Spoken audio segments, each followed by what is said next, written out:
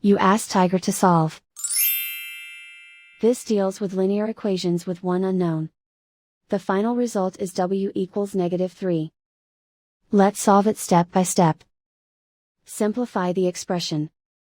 Expand the parentheses. Multiply the coefficients. Simplify the arithmetic. Group all w terms on the left side of the equation. Subtract 12w from both sides. Group like terms. Simplify the arithmetic. Group like terms. Simplify the arithmetic. Group all constants on the right side of the equation. Add 33 to both sides. Simplify the arithmetic.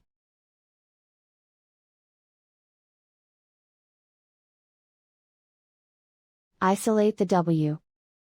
Divide both sides by -6. Cancel out the negatives.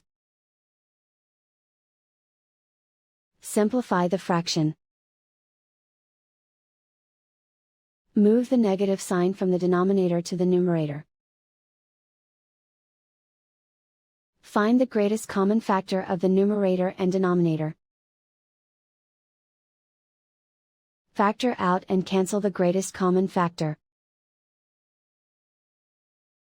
And so the final result is w equals -3.